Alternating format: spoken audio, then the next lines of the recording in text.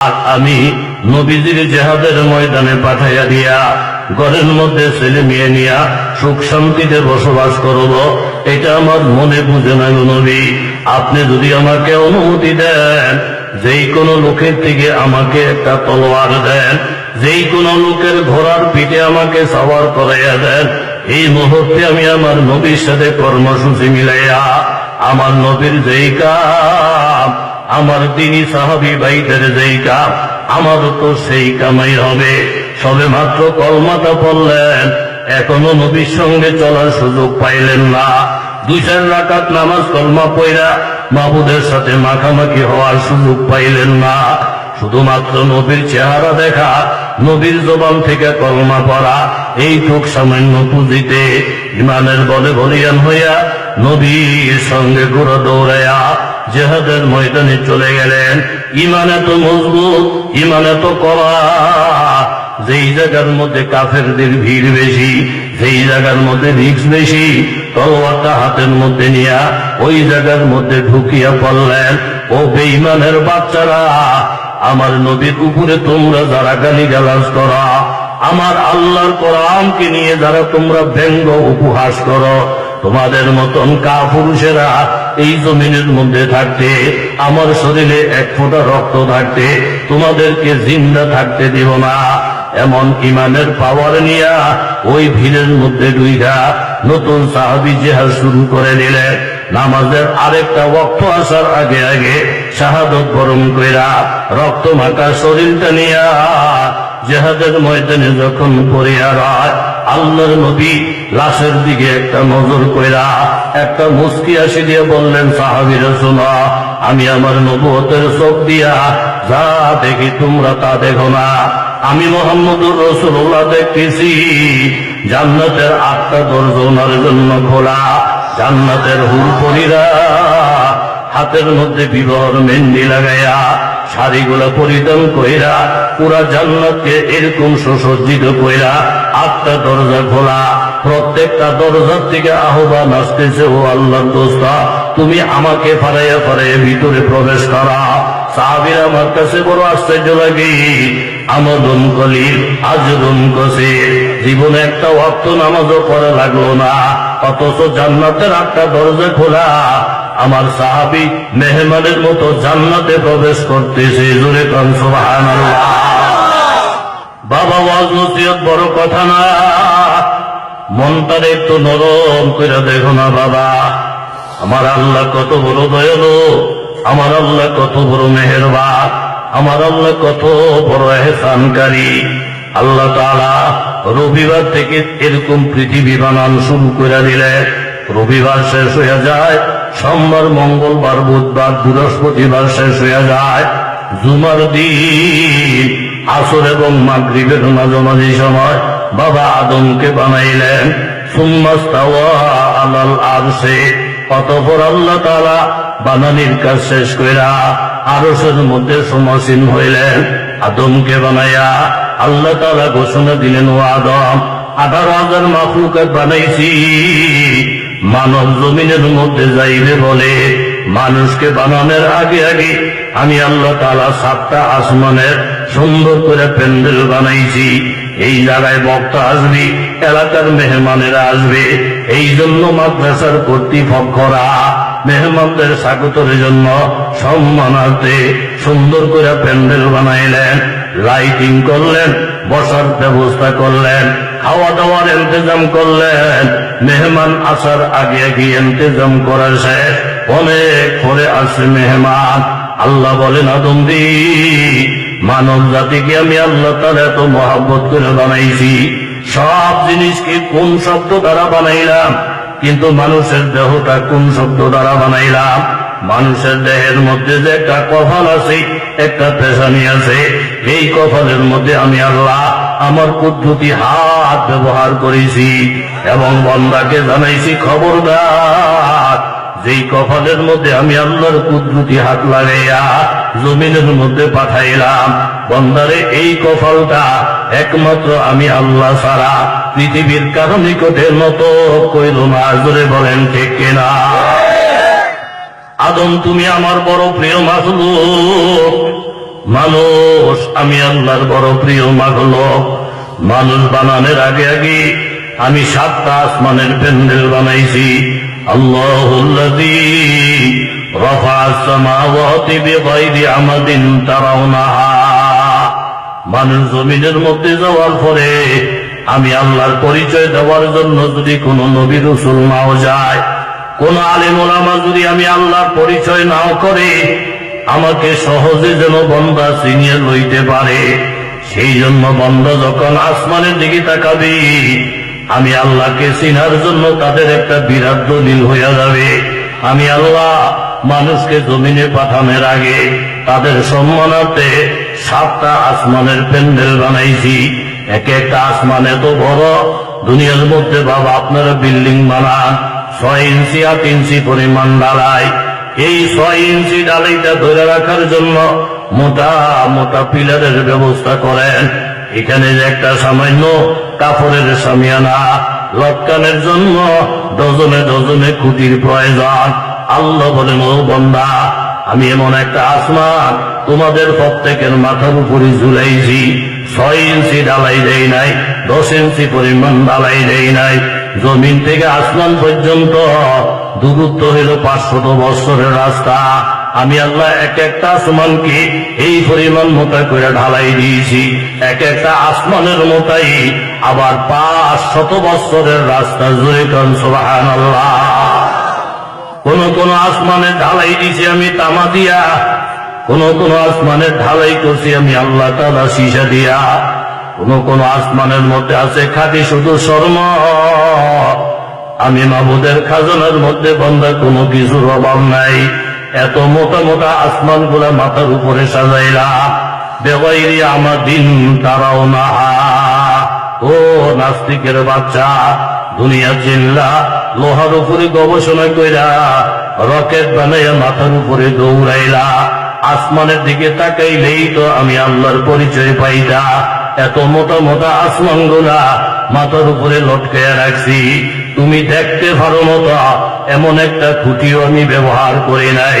দুনিয়ার ইঞ্জিনিয়ারদেরকে ঢাকাও এত বড় আসমান খুঁটি ছাড়া কিভাবে ঝুলে আর আগে। এই আসমানের দিকে যদি কোনো বান্দা মোহাব্বতের নজরে একবার তাকায়, আমি আল্লাহর পরিচয় পাওয়ার জন্য দ্বিতীয় কোনো দলিল প্রমাণের প্রয়োজন হবে না। জোরে বলেন ঠিক কিনা? বান্দা তুই জমিনের মধ্যে যাইবি বলে তোরে পৃথিবীতে পাঠানোর আগে আগে গাছপালা বানাইয়া দুনিয়াটারে বড় সুন্দর করে আমি সাজাইছি। নদ নদী পাহাড় পর্বত খাল বিল পুকুর নালা সব জায়গার মধ্যে আমি আল্লাহ তাআলা মাছের চাষ করেছি। মায়ের পেটের মধ্যে এখনো তুমি আছো। ভূমিষ্ঠ হওয়ার 6 মাস আগে মায়ের স্তনের মধ্যে দুধের ব্যবস্থা করেছি। এমন ভাবে দুধের ব্যবস্থা করলাম যে দুধ খাওয়ার জন্য আলাদা চিনির কোনো প্রয়োজন নাই। যেই দুধটা খাওয়ার জন্য আলাদা কোনো গরম করার প্রয়োজন নাই। যেই দুধটাকে ঠান্ডা করার জন্য আলাদা কোনো বাতাসের প্রয়োজন নাই। আজ পর্যন্ত যত যত বড় বড় বিজ্ঞানী ডাক্তাররা জমিনের মধ্যে গবেষণা করছেন বাবা, প্রত্যেকে গবেষণা কইরা এই কথার মধ্যে একমত হয়ে গেছে, বাচ্চাদের জন্য মায়ের স্তনের মধ্যে নবুদ যে দুধটা বানাইছেন, একটা বাচ্চার সুস্থতার জন্য আমাদের জানা মতো পৃথিবীতে এমন কোন খাদ্য নাই যেই খাদ্যটা মাবুদের বানানো দুধের সাথে প্রতিযোগিতা করতে পারে। জোরে কান সুবহানাল্লাহ। ওই দুধের মধ্যে যদি চিনি দেওয়া লাগতো বাবা, বহু গরিব গরিব মায়েরা আছেন নিজের এই ভাত পানি খাইতে পারে না। এই বাচ্চারে যদি চিনি দিয়ে দুধ এরকম মিষ্টি করা লাগতো, তাহলে মা তোমাকে দুধ খাওয়াইতে পারতো না। দুধটা যদি ঠান্ডা থাকতো, এখন তোমার পিপাসা, এখন তোমার দুধের প্রয়োজন, মা চোখের মধ্যে বড় ঘুম। এই দুধটাকে গরম করার জন্য অবহেলা করে কইরা মা চোখ বন্ধ করে থাকতো, তোমাকে দুধ খাওয়াইতো না। আল্লাহ বলেন, ও বান্দা, ঠান্ডাও না গরমও না, বেশি মিষ্টিও না আবার মিষ্টি ছাড়াও না, এমন ভাবে বানাইলাম তোমার মায়ের স্তনের বোটার মধ্যে আমি আল্লাহ তাআলা 36টা সিজদি করে দিলাম, যেটা দেখতে কারো নজরে পড়বে না, দুধটা খারাপ দেখা যায় এমনও হবে না। মা যখন তোমার মুখের মধ্যে স্তনটা যখন ঢুকাইয়া দেয়, আর বন্ধা তুমি যখন টানতে থাকা, ইচ্ছা করলে মায়ও ঘুমায়, তুমি বন্ধাও ঘুমাও। ঘুমাইতে ঘুমাইতে মায়ে দুধ খাওয়ায়, ঘুমাইতে ঘুমাইতে তুমি বন্ধা দুধ খাও। এই এহসাস আমি যে আল্লাহ তোমার প্রতি করলাম, এরকম বড় হওয়ার পরে আমি আল্লাহকে কিভাবে ভুলিয়া গেলাম? আমারে বুঝার দলিল প্রমাণ তো তোমার মায়ের বুকের দিকে তাকাইলেই তো আমাকে চিন্তা আসবে। বলেন ঠিক কিনা? নারায়ে তাকবীর, নারায়ে তাকবীর। আল্লাহ তাআলার কাছে মানুষ সবচেয়ে বেশি দামি। এই মানুষের জন্য এত সব কিছুর সৃষ্টি। কথা জোরে বলেন ঠিক কিনা? মূসা আলাইহিস সালাতু ওয়াস সালাম রাস্তা দিয়া যাইতেছেন, পথের মধ্যে গিয়া দেখেন একজন বৃদ্ধা মহিলা খুব মনের আবেগে গালে হাত দিয়া কাঁদতেছে। মূসা আলাইহিস সালাম বলেন, মা আপনি কাঁদবেন কেন? ও বাবারে, আমার একটা শিশু বাচ্চা মারা গেছে, এই বাচ্চাটার শোকে আমি কাঁদতেছি। ঘরে গেলে আমার মন টিকে না, অস্থির অস্থির লাগে। যেই বিছনায় সে ঘুমাইছে, যেই ঘরে সে চলাফেরা করছে, ওইগুলা দেখলে অশান্তি লাগে। ঘর সাইডা দিয়া রাস্তা এসে করছি। আমাদের এলাকায় কিছুদিন আগে একজন মেয়ে লোক মারা গেছে, 3টা বাচ্চা থইয়া। তো এই লোকটা এসে কত জুমায় আমার সাথে মুসাফা করে কামলো। হুজুর, ঘরের মধ্যে অশান্তি লাগে। কিল্লিগা? কয় ছোট বাচ্চাটারে কিছু খাওয়াইতেই পারি না, খিদা ছটফট করে, কিচ্ছু খায় না। বারবার কেল মার বোরকাটা এই বুকের মধ্যে লুয়ে লুয়ে কান্দে, এটা আমার আম্মার বোরকা। এইভাবে সুকেশটা খুলে খুলা চিৎকার দিয়ে ওঠে, এটা আমার আম্মার 3 পিস। এখন না তার আছে খাওয়া, না আছে তার ঘুম। এই মায়ের এক একটা স্মৃতি দেখে আর ঝাঝার করে কান্দে। এই মহব্বত ভালোবাসা দিচ্ছেন, যদি বলেন কে? মাদরেরা মোহরে মান আমুখতাব, মাদরেরা মোহরে মান আমুখতাব, যে বুয়াদ সময় কে মান আফরোখতাব, দাদায়ে আয়ুবরা মোহরে পেদার, বাহারে মেহমানি করমা বেদরাত। ও পয়গম্বর মূসা, বাচ্চাটাকে হারাইয়া আমি মা পাগলের মতন হয়ে গেছি। বিচ্ছেদের আগুনে মিজইলা জইলা ছাই ছাই হয়ে যাইতেছি। এই জন্য চোখে পানি, এই জন্য মনে পেরেশান। বাড়ি ঘর থুইয়া আমি রাস্তার ধারে ধারে বৈশা বৈশা কান্দিছি। মূসা আলাইহিস সালাম জিজ্ঞাসা করলেন, মা আপনার কেমন বাচ্চা মারা গেছে? বলে একেবারে অল্প বয়সে একটা শিশু বাচ্চা মারা গেছে। মূসা আলাইহিস সালাম জিজ্ঞাসা করলেন, মা এই শিশু বাচ্চাটার বয়স কত? মহিলা বললেন, পয়গম্বর এই শিশু বাচ্চাটার বয়স মাত্র 350 বছর। জোরে কোন সুবহানাল্লাহ।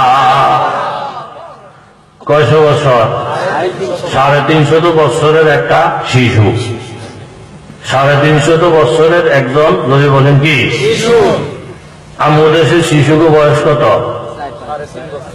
আমি আমার নিজের চোখে 70-75 বছরের শিশু দেখছি। আপনারা দেখছেন কিনা জানি না, 70-এর উপরে বয়স এরকম শিশু আমি দেখছি। আপনারা দেখছেন নি? কথা কান্না দেখছেন নি? না দেখলেও শিশু হারকে যায়, বুড়ি হয়ে গেছে গা, এ সামরাটি বুঝতে গেছে গা, বুড়ি সামরা কোন বুঝতে গেছে। এরপরে এনে করতে লাল আলকা লাগাইয়া বুড়ি শুক্রবার এলে শিশু পার্কের মধ্যে ঘুরে। 70 বছর 75 বছরের বুড়ি শিশু পার্কের মধ্যে শিশু পদক ঘুরে।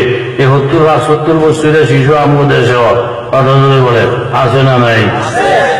বুড়ি শিশু হয়ে গেছে, বেড়া বেড়ি হয়ে গেছে, ঘুম বুতে হয়েছে, বড় বড় আলফেট গলার মধ্যে সেন। কিছু কিছু মানুষ এইদিকে আপনার অবস্থা কি জানি না, জায়গা জমিনের দাম যখন বাইরে গেছে, 1 কাঠা জায়গা বেচলে 20 লাখ। আরে বাপ রে বাপ! আগে হুজুরকে দেখলে সালামাল কি দিত, মুরব্বীকে দেখলে একটু দাম দিত। ওখানে পয়সা গুলি বেশি, ইটালি থাকে, গুরানটা দিলে 10 লাখ টাকা লয়ে বাইতে। এখন পয়সার গরমে হাফ প্যান্ট একটা ভিন্দা আর হাতের মধ্যে মামফানির বোতল লইয়া রাস্তা ঘুরে, গলার চেইন লটকে আছে মাইকা। মাইসে তো কি এটা মুন্সিবাড়ি হওয়া না কাহা তোমার একটা পায়জামা না কিনবো লুঙ্গি না কিনবো হাফ প্যান্ট কিনতে দিয়ে ঘুরে আবার পানির বোতল লয়ে আরেকা কয় বাংলাদেশ বলে গরিব দেশ এই দেশের পানির মধ্যে আর্সেনিক দিদি খাইলে বলে মইরা যায় এতারা ফেসব করলো মাম পানির বোতল দিয়ে করে গোসল করলো মাম পানির বোতল দিয়ে করে এই যে হুডানি দেখাইতেছ বেড়া এরকম কলের পানিও তো ফাঁস নাই একদিন তখন একেবারে বিদেশি পয়সা ভাইয়া একেবারে এই দেশটা তোর কাছে ফসা লাগে পানি ভাল লাগে না এই দেশের কৃষ্টি কালচার ভালো লাগে না মসজিদ ভালো লাগে না হুজুর দুধ লাগে না মুরব্বী দেখলে চুলকানি ভাব গলার মধ্যে চেন লাগাইয়া সেন্টের বোতল লইলে আরে এই জাতের কিছু লোক অল্প পয়সায় ভয়ঙ্কর সমাজে জোরে বলেন আছে না নাই রেলগাড়ির মধ্যে বইয়ে রয়েছে অন্ধ বেড়ায় ভিক্ষা চাইছে দিয়েছে 10 টাকা বেড়া 2 টাকা পায় না এনে 10 টাকা পায় তো হুর্তি থেকে নাচতেছে আমরায় কেন মাথার মধ্যে হাত দিয়েছে দিয়ে দিয়ে চুলটি বড় বড় তলের দিকে হাতে একটা চেইন লাগে গলার এদিকে হাতে দেখে যে একটা জিনিসের মতন পরে দোয়া করতেছে আল্লাহ আল্লাহ আমাদের 10 টাকা দিয়েছে এই মায়েদের লিগে ভালো আছে একটা জামাই মিলিয়ে দিল একটা লাভ দিয়ে ঢুকে সরে এত দাঁত ফালাই দেবে আমি মাইয়ে করতে আমি হলাই না ও মা তুমি কিরম হলা তোমার দিয়ে চুল আলফাইডের টোক লাগে আমার গলা দিয়ে চেন ভিন্দা রয়েছ সামনের চেন ভিন্দা পুরুষ লোকে চলাচল করা এটা হালাল না হারাম হালাল না হারাম বেশি ফুর্তি হয়ে যায় না বাবা যিনি আপনাকে আমাকে বানাইছেন উনি আপনার আমার খোঁজ খবর রাখেন না খবর রাখে না বাড়ি নোয়া ফেলে আইসে ঢাকা ঠিকানা হারাইছে খোলা ঠিকানা নাই মোবাইল নম্বরও নাই পকেটে পয়সাও নাই পাগলের মতো ঘুরতেছে একবারে যাবার গাড়ি উপাইছি খিদা কি ভাষা এর মধ্যে হোটেলের কাছে যে যাইতেছে 4-5 জনে যাইতে ধরছে চাষা চাষা দেখি গাড়ি বাড়ি নোয়াখালী আমার বাড়ি দিল্লিও ভাত খেবেননি কাহা সেই যে আমার হোটেলের মধ্যে গরম ভাত আছে কাশির গুলিরা আছে বড় মাছের মাথা আছে বেপসি পান্তা আছে দই আছে এইগুলো ঠেললে সরকারে হোটেলে ঢুকাইছে তো মনের মধ্যে খুব ফুর্তি আরে ভোলা দিয়ে কি এরবো মোবাইল নম্বর দিয়ে কি এরবো আরে নামাজ দিয়ে কি কাম মসজিদ দিয়ে কি কাম হুজুর্গ দিয়ে কি কাম আমার কি খাওয়ান লোকের আমার কি গায়ে গার্জেনের অভাব আছে নেই দেশ এই জাতের কিছু লোক আছে না নাই হোটেলের মধ্যে গিয়ে বলছে সামনে দিয়ে গেছে ম্যানেজারে দেখছিনি কথা কন নাকা দেখছিনি চেক টেক করে নাই আমগো যখন নাস্তার সময় হয় তখন কি আল্লাহ জিগে নিজেই নাস্তা করে দিস আগে একটা জিগে হজর নামাজ পড়ছেনি যদি গোনা পড়ে নাই তাহলে একজন নাস্তা নাই এরকম চেক করে নিয়ে আল্লাহ খাওয়ান দেয় কোন চেক টেক নাই নামাজ পড়লো খাওয়ান আছে না পড়লো খাওয়ান আছে পকেটে থাকলেও হোটেলে ঢুকতে দেয় না থাকলেও হোটেলে ঢুকতে দেয় ঢুকে গেছে 3 নম্বর সিটের মধ্যে বসে ফ্যান সাত পানোর কম লাগতো না সারমো আমরুই এরা ফ্যান চাইরা খাদেমের একেবারে টেবিল টুবিল পরিষ্কার কইরা এই খাওয়ান স্টার দিছে এই যে খাইতেছে 10 পিস মুরগি যা খাইছে সব খাইয়া এরকম কোন আইটেম আর বাদ রাখে নাই 10 পিস খাইয়া এতে লোভে আবার আদ দিয়ে দেখে কু হেন কি রে কয়টা খাসি করে হেনতে একটা ভিসার ও হেন কি দেখা যায় কয়টা রুই মাছের মাথারা কয়টা লই আয় এরকম যত আইটেম আছে কোন আইটেম আর বাদ নাই খাইয়া আরো খাইতে যায় মেসিয়ার দেখো যে হেঁটে যে খাইয়ে এইভাবে ঢুকাইতেছে আরে রঙে খাইতেছে পরে না বিপদে পড়বো কথা জোরে বলেন ঠিক নেই আরামি তুই নামাজ ছাড়া রোজা ছাড়া জিকির আজকার ছাড়া আল্লাহর পরিচয় ছাড়া নবীর উপরে দুরূদ পড়া ছাড়া মা বাবার খেদমত ছাড়া তুই যে গরু আর ছাগলের মতন খাইয়া ফ্যাক্টরে মোড়া করতেছ তুই হারামি তুই যে খাইতেছ তোর হিসাব অন্য আরেকজন আছে এটা কি এখনো তুই বুঝোস নাই কথা জোরে বলে ঠিক কিনা আয়াসাবু আল্লাম ইয়ারাহু আহাদ আয়াসাবু আল্লাম ইয়ারাহু আহাদ আলাম নাজআল লাহু আইনাইন ওয়া লিসানান ওয়া শাফাতাইন ওয়া হাদাইনাহুম নাজদাইন ও কপাল পোড়া তুমি যদি একটা রিকশার মালিক হও ৬,০০০ টাকা মাত্র রিকশাটার দাম তুমি একজন রিকশার মালিক ঘন্টায় বাবা তুমি রিকশার খবর হও ওরে ড্রাইভারের জাত তোর হাতে আমি রিকশাটাও ধরাইয়া দিলাম রিকশাটা ঠিক মতো তুই চালাসনি ইনকাম ঠিক মতন করসনি যেই কারণে ইনকাম করার জন্য আমি আমার সম্পদটা তোর হাতে বসাইলাম খবরদার বিকেল বেলা যদি খালি রিকশাটা লইয়া টাকা পয়সা জমা দেওয়া ছাড়া আমার দরজায় আসাস, তাহলে কিন্তু তোর ফিটের চামড়া থাকবো না। বারবার তুমি তোমার রিক্সার খবর লাও।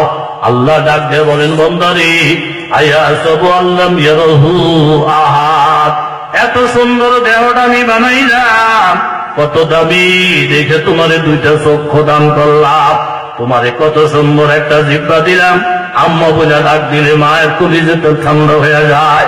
এইভাবে ছেলেগুলারে বাবা বলে ডাক দিলে প্রত্যেকটা সন্তানের কলিজাটা শিথিল হয়ে যায়। বয়ান করলে মানুষ মন নরম হয়ে যায়, বক্তৃতা দিলে মানুষ তোমার দিবে আকৃষ্ট হয়ে যায়।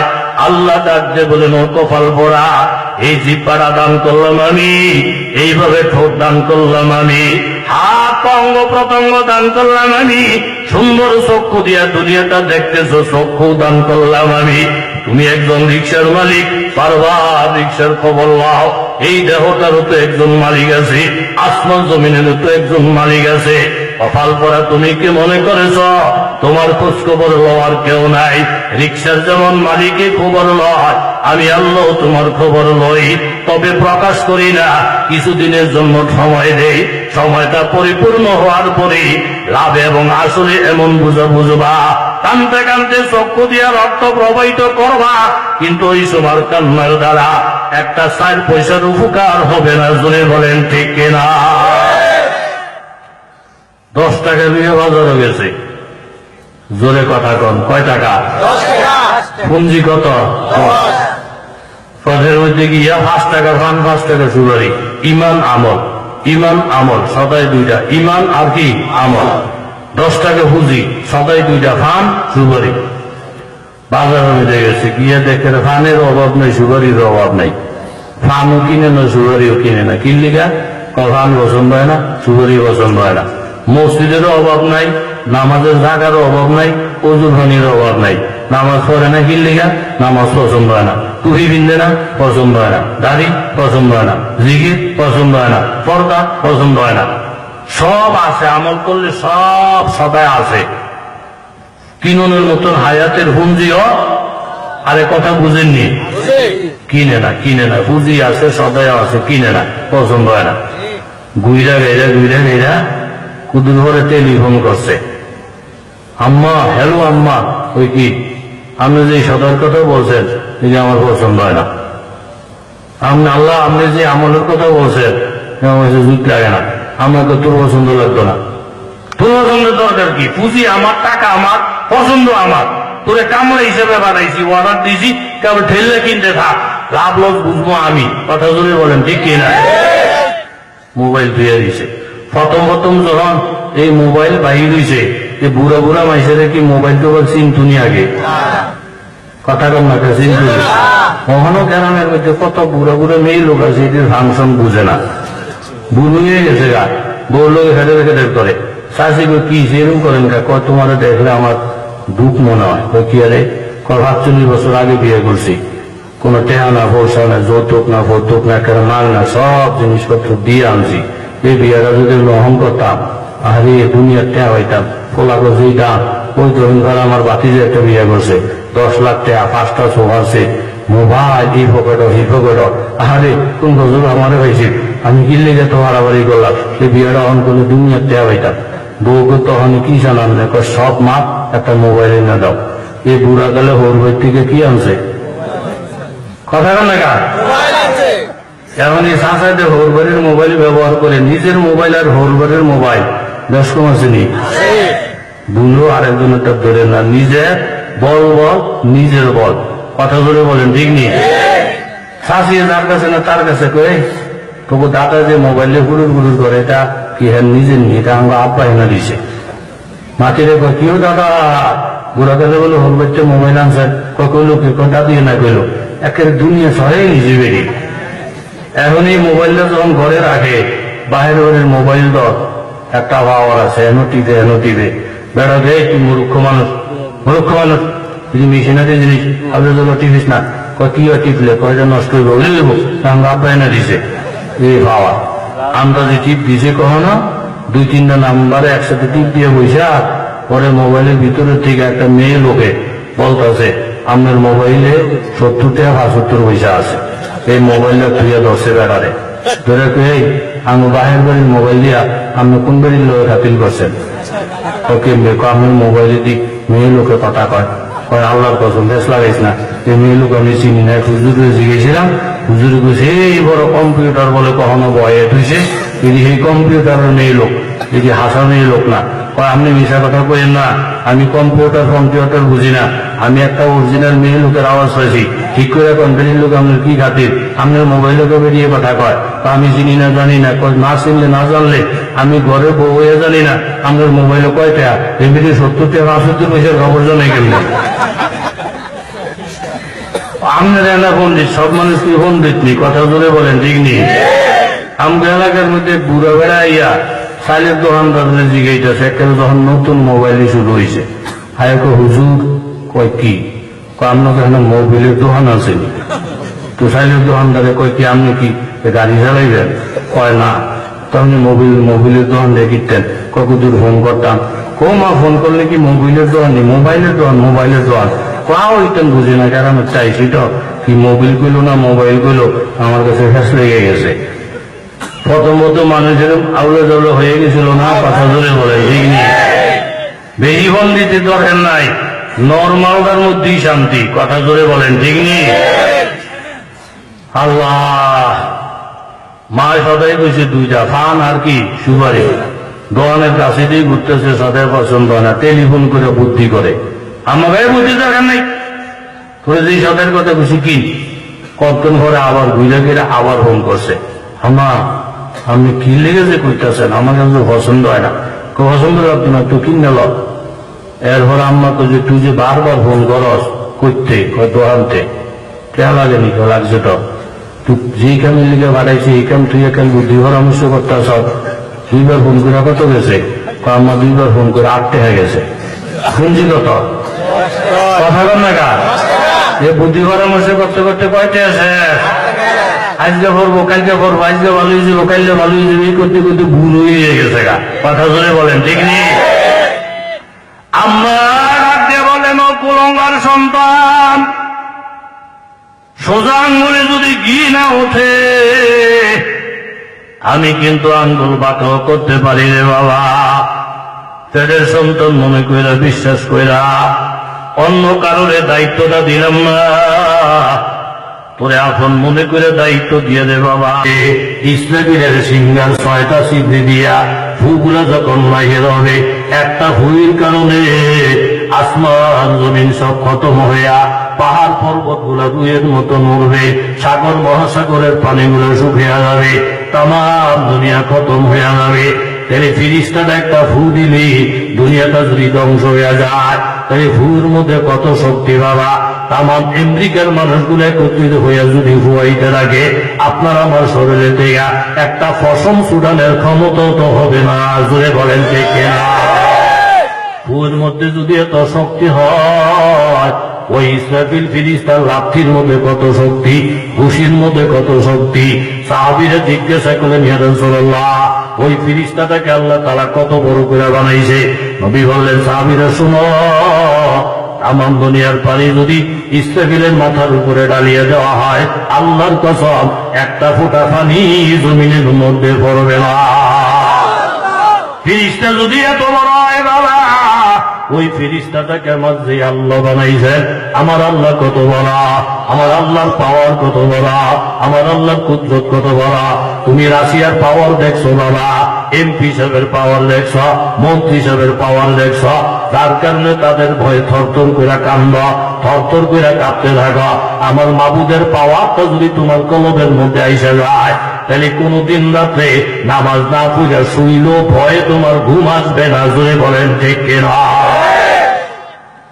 এই বেলার বয়স কত কথা জোরে বল না 100 এর ভিতরে একটা গাই মাছ সারি আমার থেকে বড় বলে কেউ নেই আছে তো 130 বছর বলে পাঁচে মুরব্বী 130 নিয়ে আমার বয়স করেছে আমার বাড়ি কই কামড় বাড়ি ওর আগে আসিল অহন নাই আপনি কামদেন কা আমরা আব্বাই আমার মাইরে দিলে বাইতে বার করে দিয়েছে এই বুকে গানটা আছে লাড়া দিয়ে এই বেড়ারও কি আছে ঘুমা লাড়া দিলে দেখে গেল বড় বাড়িতেই থাকে মক্কা চুরি পরে যাবো, আপনার আব্বার আগে কিন্তু দেখে লই। গাছিতে নিয়ে একটা সালামকে দিয়ে এখন দাদা কই যে ওই যে বুড়াটা কামতেছে আপনার ভূত বলে, কাহা 130 বছর বয়স ঠিক নেই, কাহা ঠিক দ আপনি দাঁড়াইতে না তো কি এরকম বুড়া বেড়াতে আপনি মাইনে দিতে পারতে বার করছেন কা? আরে এরকম মানুষ মারে 130 বছরের বুড়াটারে মাইনে দিতে পারতে বার করে দিয়েছেন, কি অন্যায় নাকি? কাম নীতি খুব সেটা সেটা লাগে আপনি কেডা? আমি হজে যাই, আমার ফোলাটা লেগে দোয়া করে তার বয়স যত বাড়ে বেদ দুঃখী হতো সেটে কি ছিল গতকাল তার দাদাই বলছিল কিন্তু গান বানিয়ে দিত। আমার আব্বা দেয় নেই তো দুইটা মাইক দিয়ে তারা বার করে দিয়েছে। সাথে সাথে আজি সব সেই করে দেয় আর যাচাই বাসের আমার দরকার নাই। 200 জনের কথায় যে আমি অহংকারের মধ্যে আবরু গাইছিলাম, আমার থেকে বড় কেউ নাই। 3 জনের সাথে আমার দেখা গো আল্লাহ, 3 জনই তো আমার বড়। আরো বড় আছে, টাকার লাইনে আছে, বয়সের লাইনে আছে, বুদ্ধি বিবেচনার লাইনে আছে, আমলের লাইনে আছে, ইমানের লাইনে আছে। এই কথাটা যখন বন্দার কলবের মধ্যে আইসা যায়, আল্লাহ আমার থেকে ছোট কেউ নাই, আমার থেকে দুর্বল কেউ নাই, তখন মাহবুদের রহমত গর্তের মধ্যে যেমন পানিগুলা গড়াইয়া গড়াইয়া ডুবতে লাগে। যেই বন্দার কলবটা ছোট, যেই বন্দার দিলের ভিতরে অহংকার নাই, মনটা ভাঙ্গা ভাঙ্গা, নিজের ছোট ছোট মনে করে আল্লাহ রহমতের বাড়ি দ্বারা ওই বাঙ্গা কলবলার ভিতরে গড়াইয়া গড়াইয়া ঢুকতেই থাকে। জোরে বলেন ঠিক না? মুসা সালাম অবাক হয়ে জিজ্ঞাসা করলেন, মাগো 350 বছর যে বাচ্চাটা অনেক হায়াত পাইল, তারপর আপনি কেন শিশু মনে কইরা অধৈর্য হইয়া কাঁদতেছেন গো মা? 350 বছর তো কম না।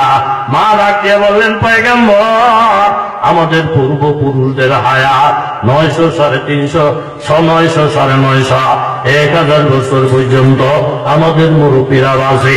900 বছরের দিকে তাকাইলি 300, 350 বছর তো একেবারেই কম। এই জন্য আমি অধৈর্য, এই জন্য আমি কান্দি। পয়গম্বর মূসা বললেন, মাগো আপনাকে সান্ত্বনা দেওয়ার ভাষা আমার নাই, তবে আপনি এতটুকু জানা রাখেন, সমস্ত নবীদের নবী, যেই নবীকে না বানাইলে আসমান জমিন আল্লাহ বানাইতেন না, যেই নবীকে না বানাইলে আমি মূসা কালিমুল্লাহ হইত না, যেই নবীকে না বানাইলি এই কায়নাতের এই সৌন্দর্যের কিছুই থাকতো না। এত মহামানব, এত আল্লাহর প্রিয়, সমস্ত নবীদের সরদার, সর্বশেষ যে নবীজি আসবেন, আল্লাহ তাআলা ওনাকে এবং ওনার উম্মতকে যে হায়াতটা দিবেন, সেই হায়াতটা হবে 60-65 বছরের মধ্যে গড়ে। 60-65 বছরের হায়াত লইয়া নবীজি জমিন আসবে, উম্মতেরা 60-70-এর বেশি হায়াত পাবে না। গড়ে 60-70 বছর হবে তাদের হায়াত। 60-70 বছরের উম্মত, তাও দামি নবীর দামি উম্মত, এত অল্প হায়াত নিয়ে যেহেতু আসবে, সেই তুলনায় আপনার ছেলেটা যেহেতু 350 বছর হায়াত পাইছে, আপনার কাইন্দেন না, যথেষ্ট হায়াতই তো পাইয়া গেছে। এই খবরটা যখন মহিলা শুনলেন, অবাক হইয়া জিজ্ঞাসা করলেন, পয়গম্বর 60-70 বছর হায়াত পাইয়া যেই জাতি জমিনের মধ্যে আসবে, আমি শুধু জানতে চাই এই অল্প হায়াত উম্মত গুলা জমিনের মধ্যে আইসা ঘর বাড়ি তৈরি করবে কিনা? মুসা নবী বললেন, শুধু ঘর বাড়ি না গো মা, তারা উন্নত নবীর উন্নত উন্মত হবে, অত্যাধুনিক যুগের উন্মত হবে।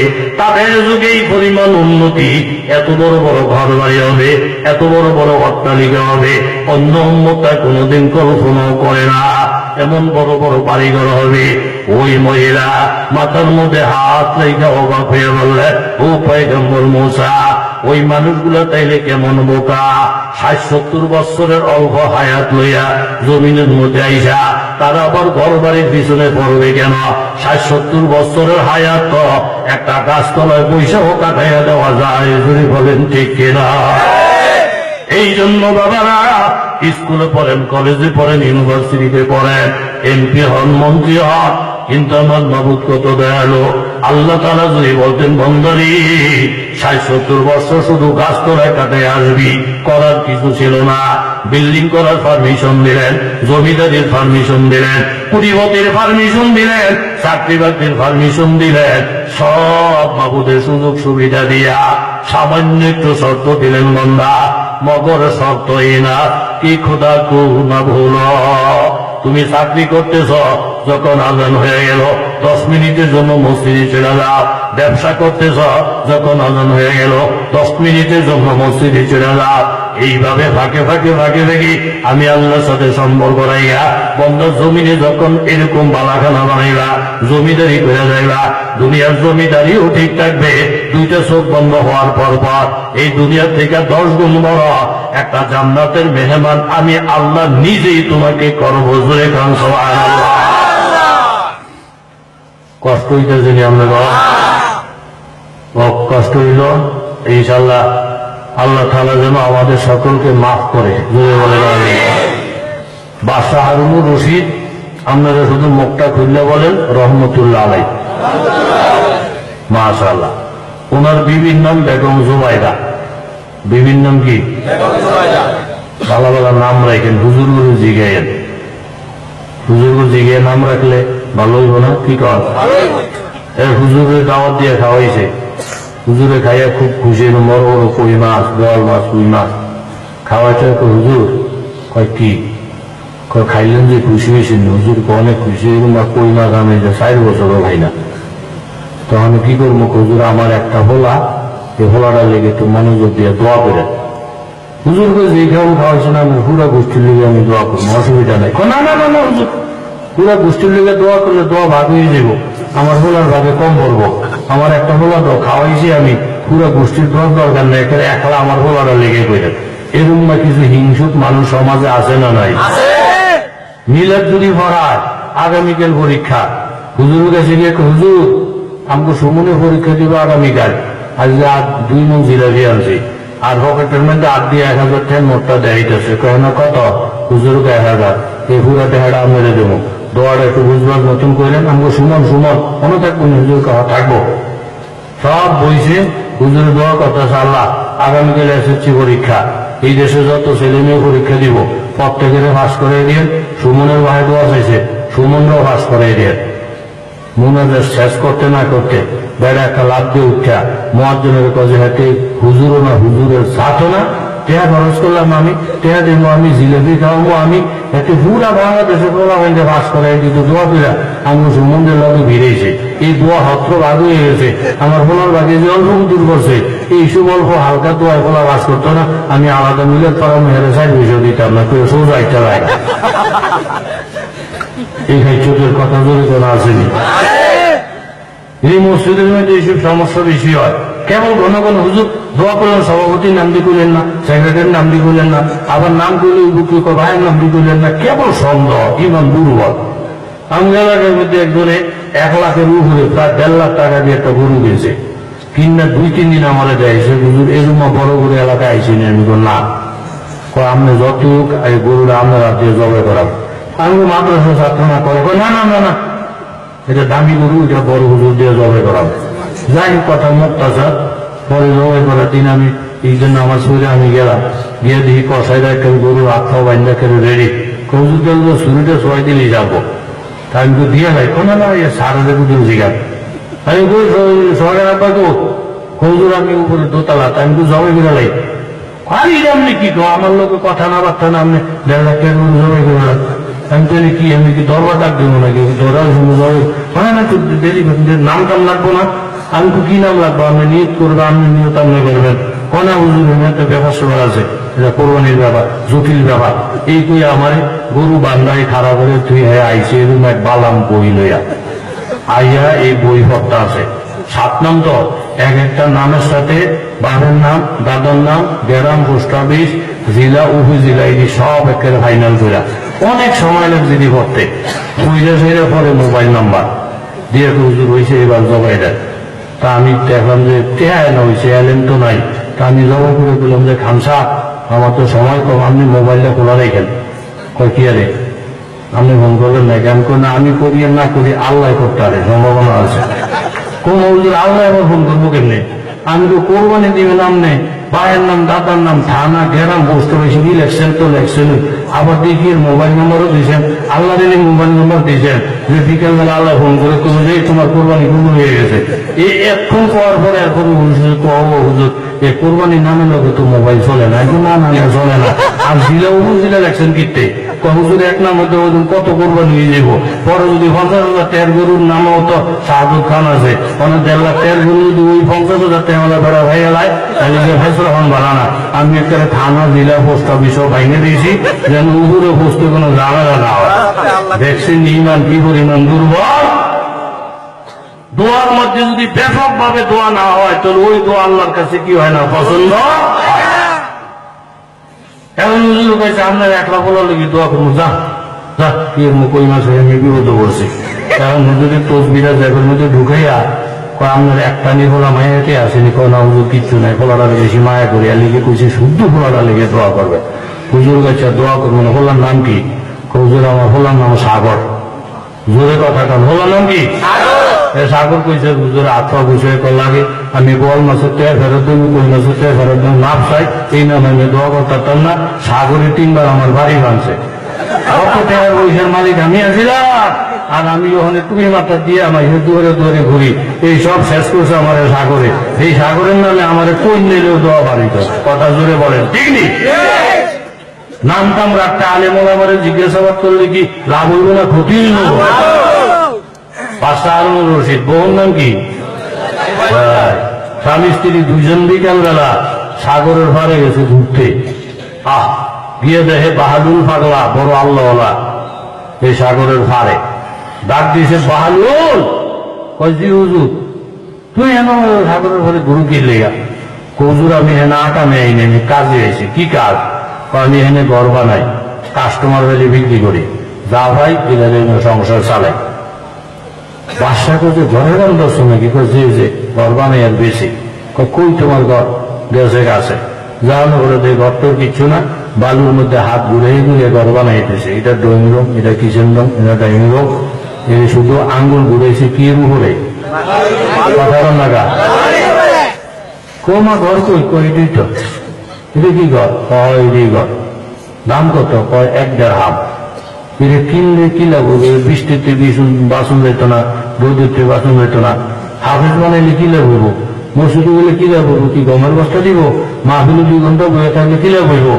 লাভ কেউই দেখে না। এই ঘর কিনলে কি লাভ হইব? লাভ দেখে না। কথা জোরে বলেন ঠিক কিনা? বালুর লাগ দিয়ে বলেন যাও না, এই ঘর কিনলে কি লাভ? চামড়ার চোখ দিয়ে দেখানো যায় না। মাহফিলে বসলে কি লাভ? চামড়ার চোখ দিয়ে দেখানো যায় না। জিকির আজকারের লাভ চামড়ার চোখ দিয়ে দেখানো যায় না। হাফেজে কোরআনের লাভ চামড়ার চোখ দিয়ে দেখানো যায় না। ও জাহাপনা আমার কথা বিশ্বাস কইরা 1.5 হাম খরচ কইরা কেউ যদি মাটির ঘর কিনা কাস্টমার হয়ে যায়, আমার আল্লাহ প্রত্যেকটা কাস্টমারে জান্নাতে একটা বালাখানা দান করবে। জোরে করেন সুবহানাল্লাহ। এই কথাটা স্বামীও শুনলেন, স্ত্রীও শুনলেন। কিন্তু হঠাৎ কইরা এক একজনের এক এক সময় খালাত হয়, মস্কারি করে তিনি উড়াইয়া দিলেন, এই ঘর কিনলি জান্নাতের বেলাঘনা হবে, কিন্তু এখানে তো কোনো লাভ টাভ দেখে না, আমি কিনলাম না। উনি যখন ফেরত আসলেন, ওমর বিবি সাহেব চুপে চুপে 1.5 হাম বাহালুল পাগলার হাতে দিয়ে বললেন, পাগল দুনিয়াতে লাভ হোক আর না হোক, যেই তো ঘরের কাস্টমারের খাতায় নাম লাগাইলে আখেরাতে ভালাখানা পাবো। তোমার কথাটা আমি একান্ত বিশ্বাস করি না। আমি 1 টাকা দিয়া আমি এখানের একটা ঘরের কাস্টমার হয়ে গেলাম। জোরে বলেন সুবহানাল্লাহ। দিন শেষ হইয়া যখন রাত্রি শুরু হইল, বজহের গার হামা মরদম নসিস্তা, বজহের গার হামা মরদম নসিস্তা, বোবাতেন বা হামা মরদম গুসস্তা। রাত্রিবেলা এরকম হারুনুর রশিদ স্বপ্ন দেখে আল্লাহ তাআলা হাসরের ময়দান কায়েম করছেন। কঠিন থেকে কঠিন হালাত, বাঁচনের কোনো রাস্তা নাই।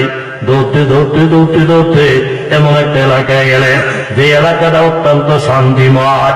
এক একটা বালাখানা আকাশ ছোঁয়া ছোঁয়া, কত যে শান্তি বয়ান ব্যাখ্যা করার ভাষা নাই। এরকম বালাখানা গুলোর মধ্যে একটা বালাখানার গেটের মধ্যে স্বর্ণাক্ষরে লেখা, এই বালাখানার মালিক হারুনুর রশিদের স্ত্রী বেগম জুবাইদা। জোরে কোন সুবহানাল্লাহ।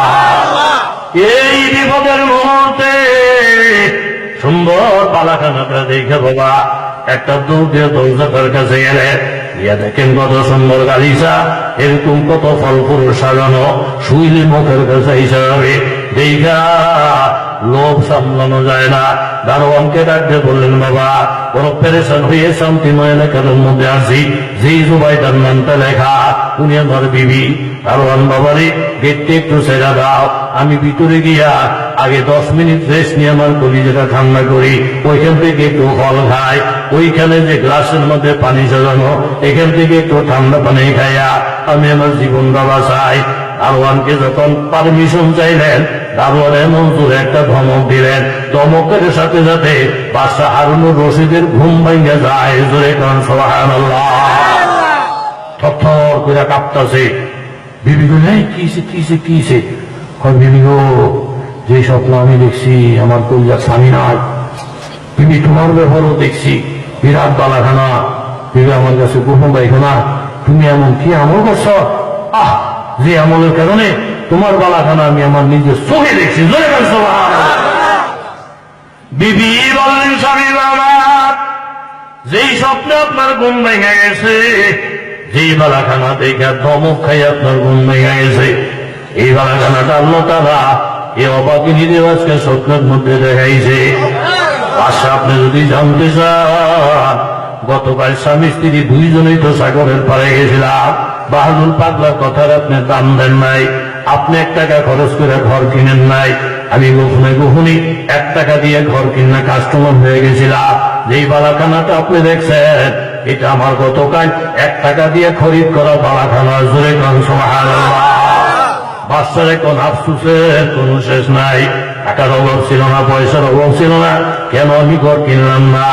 হাজার হাজার ঘর কিনলেও তো আমার টাকা খরচ শেষ হইত না।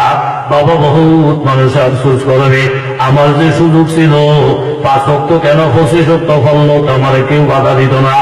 আমার আল্লাহ যে টাকা দিয়েছিল 10,000 কেন 30,000 দিল তো আমার ছেলে মেয়েরা কোনদিন আমার প্রতিবাদ করতো না।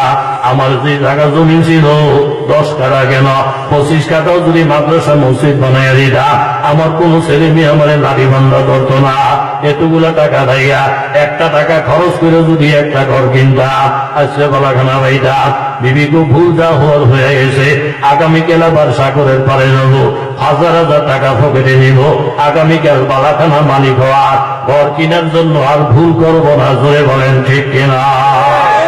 বিকাল বেলা 2 পকেটে টাকা বস্তা বইরা বৌদ রয়ে গেছে, গিয়ে দেখে বাহাদুর পাগলা আছে, ব্যস্ত ঘর বানাইতেছে। আল্লাহু আকবার। বাহাদুর কয়, জি হুজুর, জি হুজুর। কি করো? হুজুর ঘর বানাই। আগামীকালের মতোই জি জি হুজুর ঘর বানাই।